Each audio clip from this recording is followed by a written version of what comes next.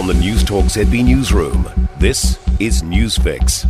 In this update, 3 young people have been identified in relation to a bomb threat in Napier. Detective Senior Sergeant John McCarthy says a business and its neighbours were evacuated after police were contacted about a bomb on Taradale Road in Piramai at 10 this morning. Nothing of concern was found.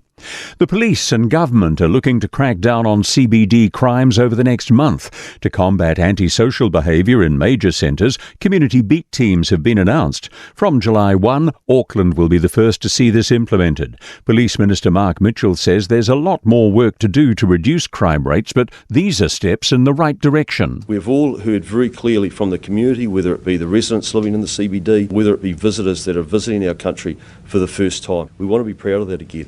The Children's Minister says initiatives to address youth crime are not punishment for young people, but the biggest support network they'll ever have. The government's proposing to introduce a youth serious offender declaration, meaning the courts could send them to a military-style academy. Legislation will be introduced before the end of the year, while a pilot academy begins in Palmerston North at the end of July.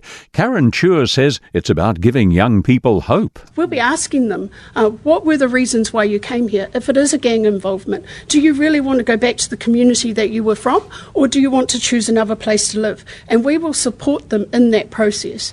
The Maritime Union suggests there is currently no clear plan around the inter-island ferries. The Arateri will be under a number of investigations as it sits in Picton after running aground on Friday night because of a suspected steering problem. It was refloated last night. Maritime Union spokesperson Victor Below says the ferries are failing. The government is probably going to have to go back and order new ferries at a much higher cost than the original ones. There probably aren't any second-hand ferries available. That's news.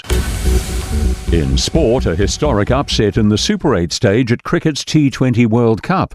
Afghanistan's earned its first ever win over Australia, clinching a 21-run victory in Kingstown.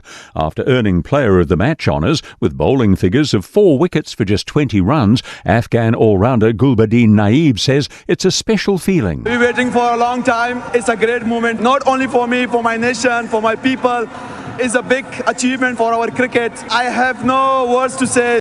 A former All Black is crediting coach Vern Cotter's role in the Blues' drought-breaking Super Rugby title. Cotter's first season in charge at the Auckland-based franchise has led to competition silverware after their dominant win over the Chiefs at Eden Park last night. Prop Case Muse, who was part of the 2003 title-winning Blues team, says it was clear the first-year coach got the players to buy into his plan. That's sport. I'm Joe Gilfillan. For more news, listen to Newstalk ZB live on iHeartRadio.